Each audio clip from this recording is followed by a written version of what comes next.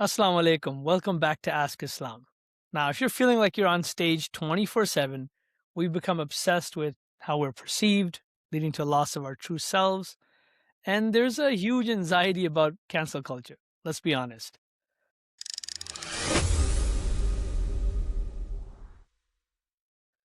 So, let's talk a little bit about the perception crisis that we're facing right now. We're always feeling like we're performative, even when we're in our private lives, whether we're going to the restroom or not. And we're kind of living for the like, as they say.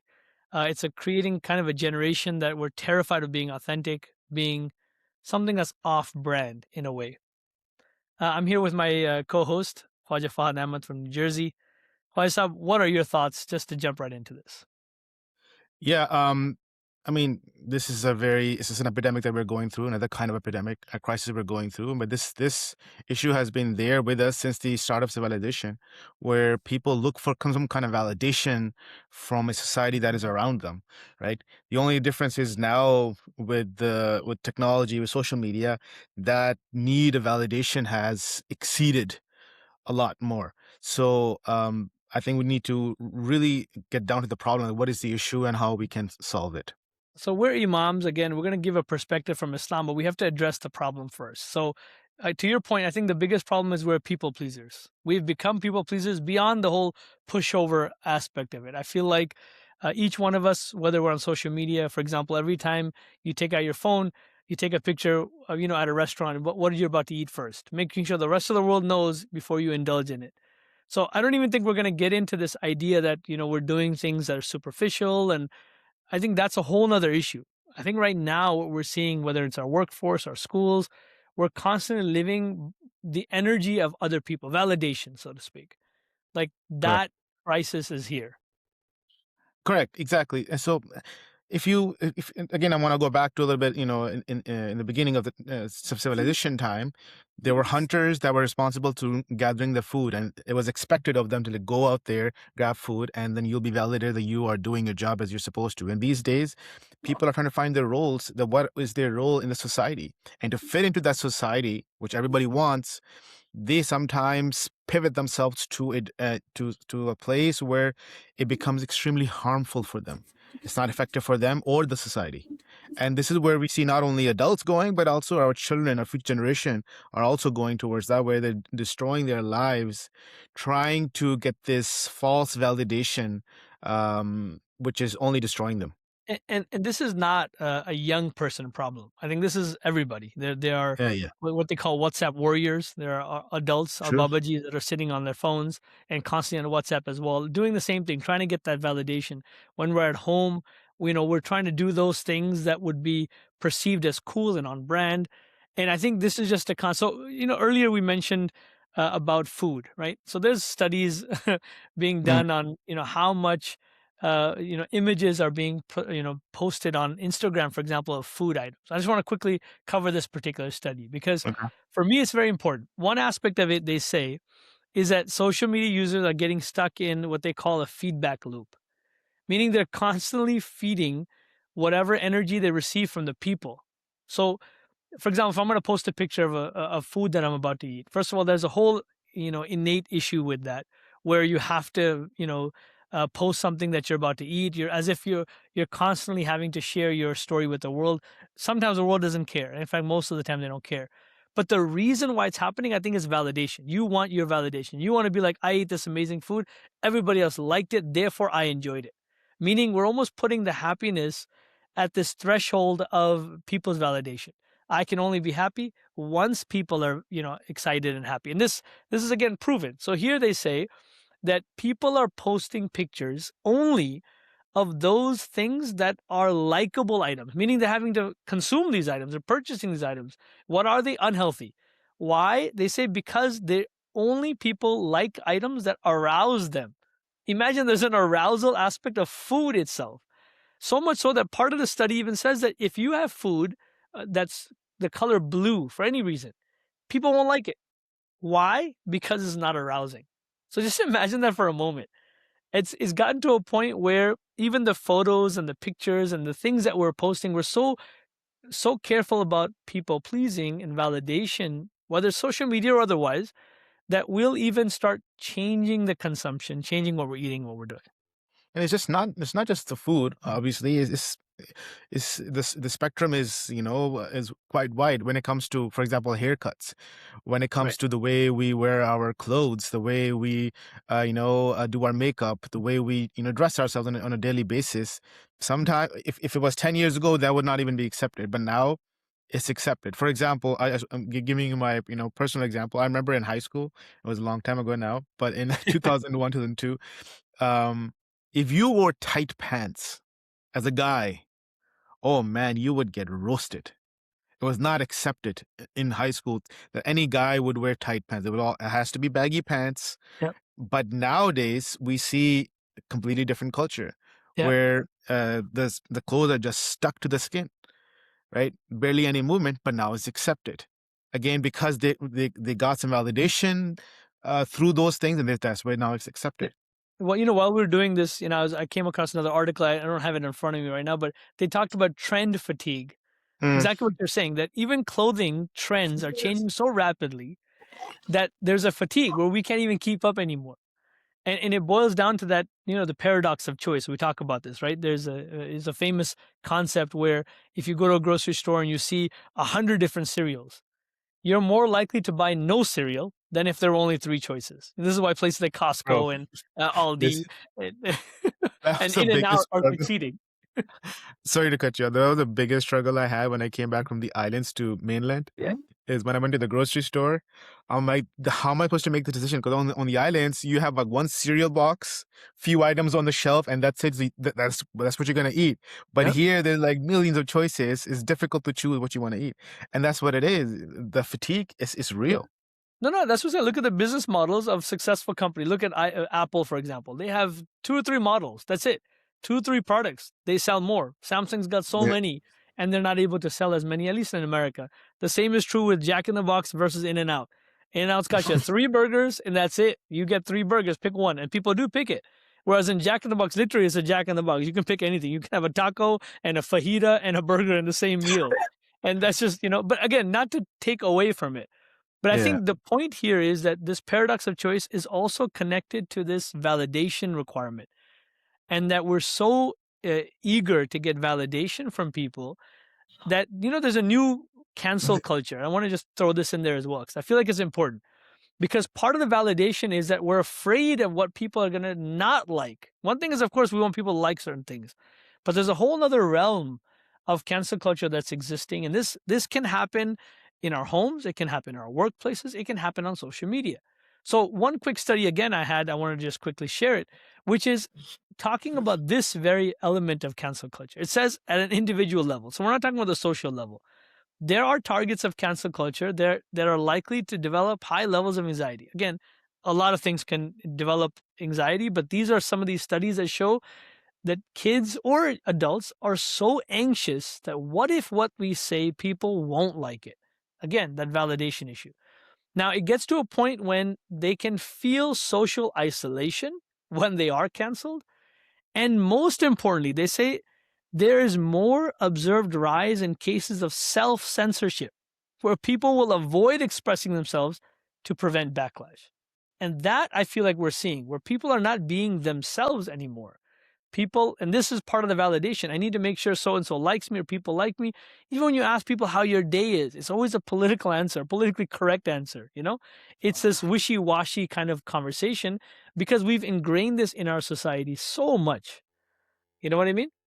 Yeah, I mean the social pressure is basically taking over people's lives. And I want to narrate another story of my friend. He from Kiribati. He's Australian. He's from Australia, Australian origin.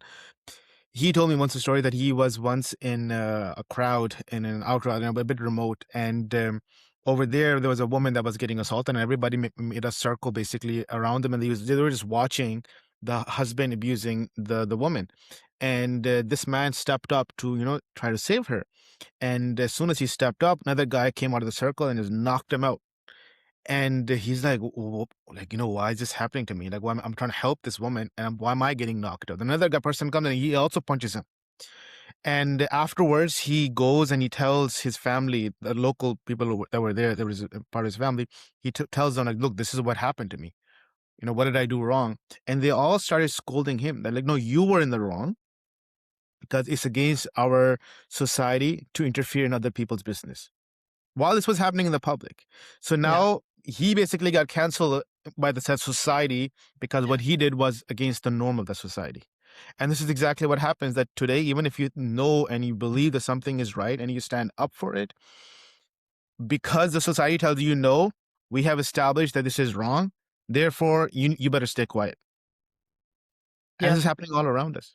It is. It is. I'm glad you brought that up because sometimes we get fixated on social media and internet and phone usage, and that is one element. But there's, like you said, there is again, he was able to push through, but everybody else around him was just sharing on the narrative of what everybody else wanted, right? Instead of focusing on what was right at that current moment. So I do have one more element of social media that I do want to address, because I feel like a lot of us might feel as though we should just detox. We should just stop using social media, or take a few weeks off, or a few days off, maybe a few hours off, and that'll be enough for us to disconnect from that validation. But I want to play a quick video because I feel like that is also a misunderstanding, and Islam actually brings that forward. He's only supporting what Islam already says. If y'all want to be healthy in relation to your social media usage or video game usage or whatever, and that's why we're a healthy gamer, we're not detox gamer, we're not like stop. What y'all have to do is really balance your usage over time. So what we have to understand about social media in particular, the amount of social media that we use correlates with the level of body dysmorphia that we have. At least I believe that. I've seen some studies to that effect. It's like an evolving area of research, okay? So the main thing is, it's kind of like, okay, if we like using 10 hours of social media a day or 4 hours of social media a day, that is going to have an effect on our mood. It's going to have an effect on our sense of self-worth. It's going to have an effect on our self-image. And those are dose-dependent responses. So what that means is that the more I use social media, the worse I feel. And so you can take an acute detox, but then if you go right back to using it in the same pattern that you did, you're going to get back to, I can detox you off alcohol, but if you go out and you start drinking again, you're going to be back to square one. So I think the reason that everyone loves this idea of social media detox and dopamine detox is because the addict in your brain loves the idea of, oh, I can take a break for a week and then I can go back to using. I don't actually have to make sustainable, difficult changes in my life. I can feel really good about myself by detoxing for a week and then going back to using. If you kind of think about it, Right? So I think Good. that's I want to comment on that. yeah. So this whole idea which he mentions about, you detox yourself from alcohol or social media, and you say, oh, I did it, I accomplished this goal, I can do it, I can get this done. But after a week, if they start doing it again, they're back to the same circle. And this is exactly what solution Islam provides, where Islam says that, look, if you are going to remove a bad habit, make sure you replace it with something good. Otherwise, that bad thing or another bad thing will take its place.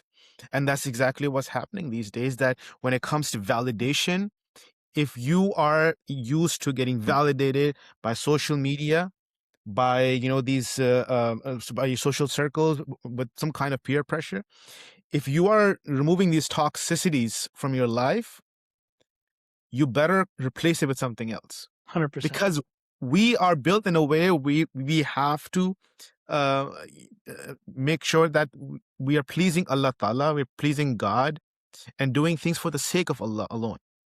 And if anything else comes in that place, it's not going to fit in. It's like a puzzle, right? If you put a wrong piece in that puzzle, it won't fit. No matter how much you try, it's not going to fit. The only piece that fits in is doing things for the sake of Allah Ta'ala, doing things to please Allah. So let's talk about that, right? And there's a good pivot right here, because ikhlas, right? That's one of the key words here, which is having sincerity, right? The sincerity of, okay, well, you know what? I don't need to please everyone. I need to please one, Yeah, and that's Allah. beautiful. And so if we focus that attention, I think that's where the difference really lies. So That you the disconnect. you mentioned one.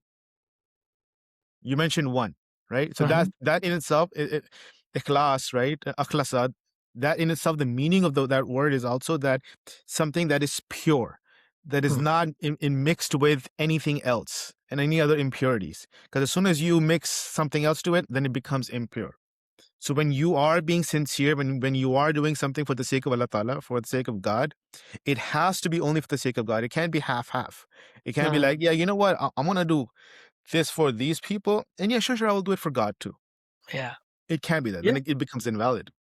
And you know, we heard this today from the sermon of the Khalifa that, you know, when you look at the example of anybody in this world, there's only one example. That's the Holy Prophet Muhammad Mm-hmm. sallallahu alaihi wasallam. Mm-hmm. He gives you what ikhlas really looks like, what that sincerity, what that attachment to God looks like. Because realistically, what we're seeing amongst people in studies is that people are shackled to other people's validation. That's a shackle. That's a slavery we've accepted. And to Correct. disconnect from that slavery, we have to pivot to a divine obedience, servancy, right? Which is what Islam means, right? Obedience to the will of God. If we're Bingo. shifting that obedience towards Allah's will, towards His pleasure. Now, again, this could be a very high surface level stuff. I get that as well. I do have a verse I wanted to throw on the screen because I think it's important for us to understand that in the Holy Quran, Allah Almighty says, "Wad'uhu mukhlisina lahuddin," and call upon Him, meaning call upon God, making yourselves sincere towards Him in faith, making sure your faith is sincere. You can only do that. So only once you've done that, then you can have that ability to connect with God. Now, I've noticed, and you can, definitely see this on the ground in the grassroots. We see that people are not religious and they're not atheists. They're in the middle. They're agnostic. They have taken on this idea that a God probably exists, most likely does exist, but He's a distant God. He's a God far, far away. And so, what Islam is saying is the exact opposite. If you have sincerity of faith, you can bring that Allah close. He can be with you. And that's the only time, just like right now, if I'm worried about what so and so is going to say, I've brought that person close. He's in my mind. He has real estate right here. What Yep. if I take that person out, like you said, that void? Now it's a void. How do we fill it? We got to fill it with Allah. What if Allah is here and He's present? What if He's the main focus that I have in front of me? Correct. No, absolutely. And the thing is that we often get lost in this struggle where we're trying to find different role models to let us know, okay, how do we got to live our life this way? And this is the crisis that our teenagers that are going through right now. Yeah. Look, have you seen the movie Pursuit of Happiness? Wonderful movie, right? And Will Smith did an amazing job in that movie. I watched that movie with my wife, but he's an actor. Will Smith is an actor. When he slapped, who was his name? Chris Tucker, Chris Tucker? Chris Rock. Chris Rock, sorry. Chris Rock, when he slapped Chris Rock, right? And everybody's like, whoa, whoa, whoa. We can't follow him when it comes to morality, right? Everybody lost their mind. But why are you following him in the first place? He's They're just all an looking actor. for some kind of role models, but that's the Right. problem. No, I agree. I think that's a good point. I think you brought up example of actors and actresses. In fact, there's a huge trend now of influencers quitting. It's all over online now. Meaning these Yeah. are people who are paid a lot of money and Right. they're able to, literally influence people, right? Get that validation that everybody else is dying for. And they're quitting. When you ask them why and you watch their interviews and you see their videos, they're very clear about why they're quitting. This validation doesn't satisfy you.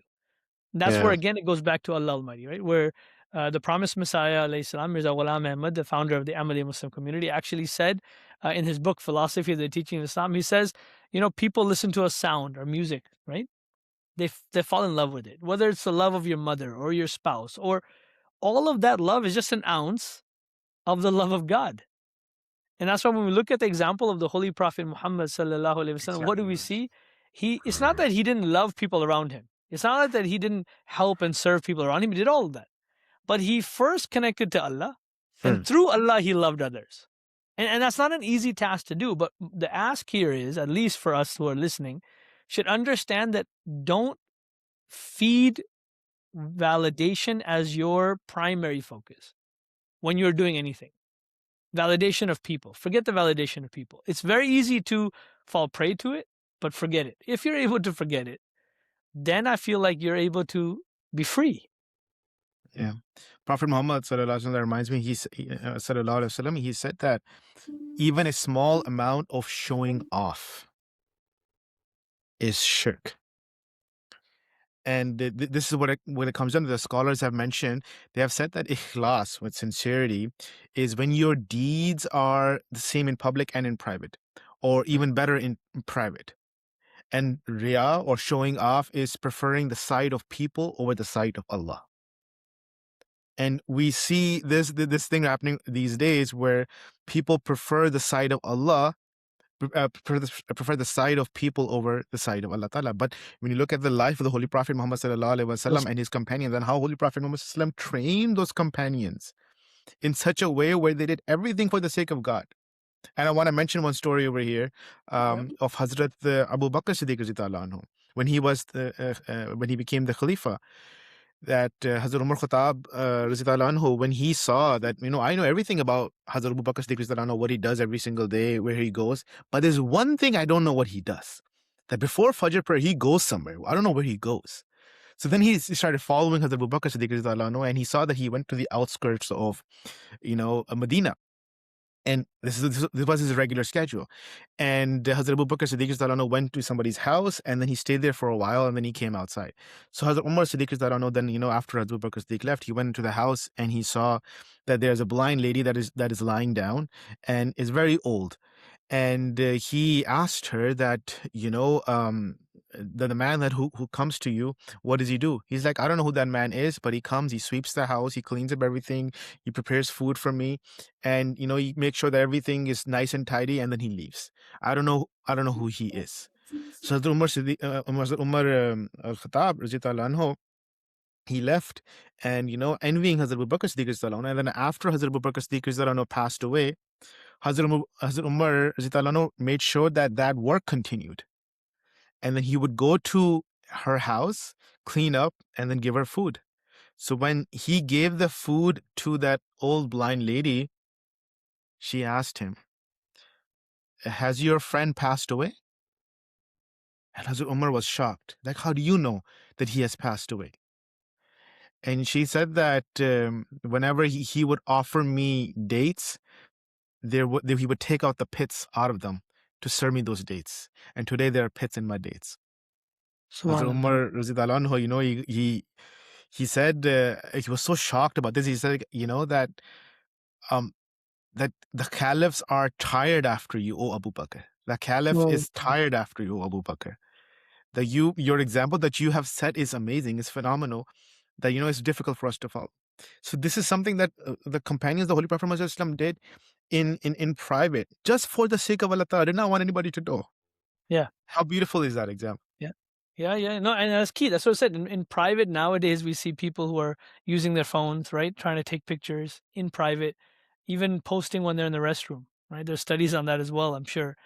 But Mm, here we see in private, what is Hazrat Abu Bakr radiallahu anhu? There's no fame here. He didn't even the old lady didn't even know who he was, mm, and all she knew was that this is Hazrat Umar's friend. And he, something must have happened to him. And sure. to going to that extent where he's even removing the pits to make sure he feeds this person. So finding, and the thing is, another story that comes to mind, just like you were mentioning. Yeah. These are the examples of the Holy Prophet Muhammad Sallallahu Alaihi Wasallam and his companions, the people he transformed. These are people who didn't live like this before. There was no Hazrat Abu Bakr before the Holy Prophet Muhammad Sallallahu Alaihi Wasallam or Umar or otherwise. They Yeah. were all trained by him, right? So one example is in the heat of the persecution, where he's still in Mecca and they've had years of boycott and it's starvation, literally on the verge of death, where even Hazrat Khatija radiallahu anha and Hazrat Hazrat Khatija and Abu Talib, his uncle, basically his father who raised him in a way, both died shortly after this. But the incident is that the kuffar, the chiefs, got to such an extent where they came and they said, look, we've had enough. Here, does he want fame? We'll give him fame. Does he want women? We'll give him women. Does he want money? We'll give him money. We'll give him whatever he wants. We'll give it to him.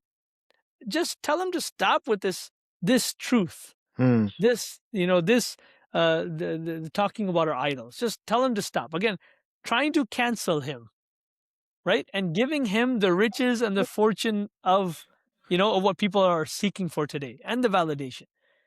And when Abu Talib goes to him and says, look, this is what they're offering. And if you don't, they said they're going to remove me. They're going to eliminate me. I will no longer be able to, to take care of you. At that critical moment, people want validation for the most insignificant reason, just for self-pride, right? But there, the Holy Prophet Muhammad said, look, if they put the sun in my right hand and the moon in my left, I will still not stop. I'm going to push through. Now, mind you, people don't realize at that time it's a powerful statement. We say it in speeches, but he had nothing. He had to go to Taif after this, which is considered the worst day of his life. He had nothing. His wife died after this. His uncle died after this. He had literally nothing. And he's saying, no, I don't want anything that you have to offer. It's all about, what Allah Almighty has to offer. It's something to think about. Sallallahu Alaihi Wasallam. I mean, peace and blessings of God be upon him. And this reminds me of another story, that um, our youth, something that they can relate to, of the story of Hazrat Mus'ab bin Umair, radiyallahu anhu. And it's such a beautiful story that he was a young man.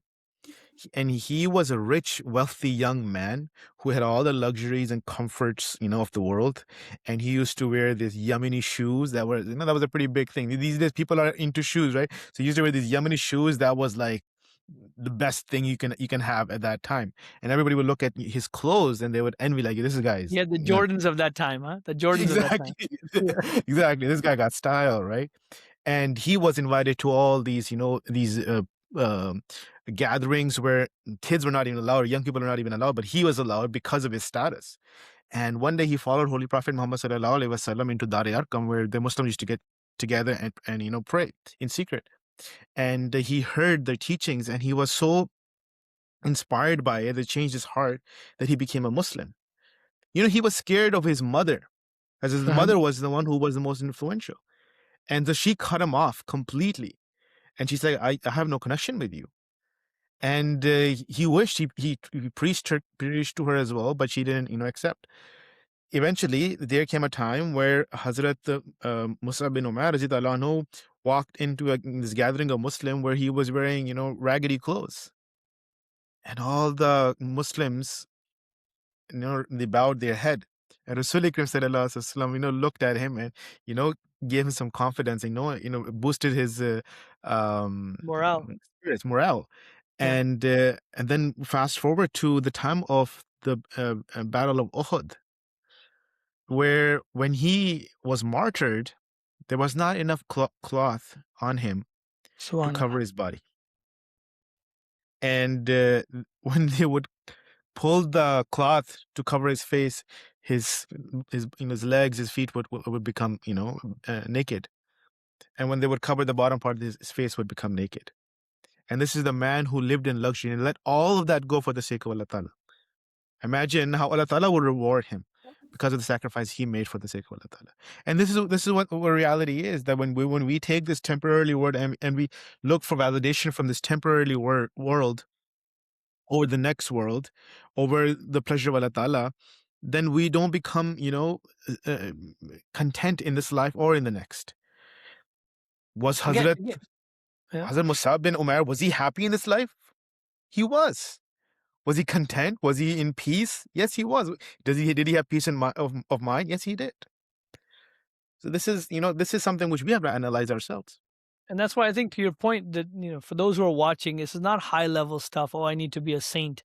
No, we're just saying, don't concern yourself with validation of people on a day-to-day basis. In fact, take a moment, pause, breathe, think about, okay, what am I about to do? And why am I about to do it? Because that's very critical. People will pray. Why am I praying? Because my mom said so. My spouse was forcing me to, or whatever, right? Or, why am I doing anything? And this is what brings you to the hadith, right? Where the Holy Prophet Muhammad sallallahu alaihi wasallam set the groundwork, something that is found in no other religion. Innamal a'malu binniyat. Deeds are judged by motives. Those motives is what define who we are. So thinking about what you're about to do and why you're doing it. If you're about to do something, even as small as post a picture, so that people can make you feel happy, you won't feel happy. Because it'll either be for a temporary sense, where you feel some validation for a split second. In fact, don't even speak for the sake of people's validation. Even gets to that point where the Holy Prophet Muhammad sallallahu alaihi wasallam did not even speak at times, because it didn't warrant a need or a reason to speak. And this brings us to, one of the points I wanted to mention. I think you mentioned it earlier, previous to this actual video, which was about the sermon, the last sermon of the Holy Prophet Muhammad Sallallahu Alaihi Wasallam. Because shirk, as you mentioned in the beginning, right? When you talk about Yeah. ikhlas and you do the opposite of riya nas, right? Which is, displaying things for the sake of people to see it, validation, all that stuff, then it comes down to, well, this is not a big sin. What's the big deal, right? Why are these imams making such a big deal out of it? I do it because I feel good when people give me likes. The reality of it is that the Holy Prophet Muhammad feared that it wouldn't be the big sins. You wouldn't be putting an actual idol in front of you and worshiping it, but you would put your phone and do sajda in front of it. You're not actually doing sajda, but you're inadvertently, Mm, subconsciously doing it. So that brings me to this quick clip, or quick, not clip, but quick excerpt, where the Holy Prophet Muhammad SAW says, beware of Satan. This is on the last sermon he gave in front of 100,000 of the Sahaba. He said, beware of Satan for your safety of your religion. He has lost all hope that he will ever be able to lead you astray in the big things. So there's no expectation that someone's going to bring an idol home. He said, so beware of following him in the small things, the subtle things, the different things. That's where we have to be extra careful. And that's where the ikhlas comes, where the sincerity has to be, where maybe Satan is getting us in this way, where we're yeah. struggling to just get validation. And that's how he's feeding our energy in the wrong way, in my opinion. And that brings me to a quick story. I think you had shared this with me as well, about Mm, Hazrat Ali radiallahu anhu. yeah. He's in the middle of a battle, and he's, in the heat of battle, he's battling somebody, and he overturns him, and the person has fallen, and he's literally about to kill him. And the man spits in Hazrat Ali's face. Would be harmless. In any other battle, the war story or the movie would say, well, finish him off. Hazrat Ali stops, pauses, and completely stops engaging. So much so that the man is confused. What's going on here? What's your issue? Why aren't you fighting me anymore? Hazrat Ali radiallahu anhu says beautiful. He says, up until the point that you spit on me, I was fighting solely for the sake of God. The moment you spit on my face, it became personal. And I was about to fight you for my own personal reasons, and that I can't do. I'm not here for that. That's not my purpose. So that, I think, is a very powerful way of kind of analyzing how Mm. we should, and this is the training of the Holy Prophet Muhammad Sallallahu Alaihi Wasallam, that he made sure we stayed away from some of these things and made sure that we're looking at the purpose of God, putting that before us. Hazrat Bilal radiallahu anhu was Yeah. constantly tortured, and all he said was ahad, ahad. We say the story all the time. He said one, one. But you have to really have sincerity of God to be able to give up your body and your soul and your family and everything through extreme torture and still say ahad, say the one God. That reminds me of the verse of the Holy Quran. Allah Ta'ala says, قُلْ إِنَّ صَلَاتِي وَنُسُكِي وَمَحْيَايَ وَمَمَاتِي لِلَّهِ رَبِّ الْعَالَمِينَ. I say my prayer, my sacrifice, my life, and my death are all for Allah, the Lord of the worlds. Right? And this is exactly where we have to live. We have to understand that Allah Ta'ala is not asking for, only the big, sacrifices, but also the minutest one to the small ones too, sacrificing your ego, which you think is not making an impact on you, but it is. It has an effect. So make sure you analyze yourself and you see that, are you doing things for the sake of Allah Ta'ala or not? Like the story you mentioned of Hazrat Bilal radi Ta'ala anhu, or Hazrat Musab bin Umair, Hazrat Abu Bakr Siddiq radi Ta'ala anhu, Hazrat Umar bin Khattab, right? Ibn Khattab and Hazrat Abu Bakr Siddiq radi Ta'ala anhu, all the companions of the Holy Prophet Muhammad Sallallahu Alaihi Wasallam, and most importantly Hazrat Muhammad Sallallahu Alaihi Wasallam, where they showed us what true ikhlas is. Ikhlas that is not a mixture of other intentions, but it's with the intention of only doing things for the sake of God, keeping God in mind whatever you do. So I And hope, this is a struggle we all have. So don't feel like anybody's watching this somehow. yeah, exactly. We're all on this constant struggle to make sure that we put God before us. So I think back to the original statement I made, and this is how we'll probably end it today, is that we are on stage. We are on stage 24/7. The only difference is we're standing before God and not people. As long Beautiful. as that stage is in front of Allah Almighty and not people, and we're going to have to constantly remind ourselves. So make sure that from today, whatever action you're about to do, take a moment and think about why you're about to do it. And inshallah, Allah Almighty will help us. Thank you again for joining us. Inshallah, we'll see you again next week for Ask Islam. Assalamu alaikum wa rahmatullahi wa barakatuh.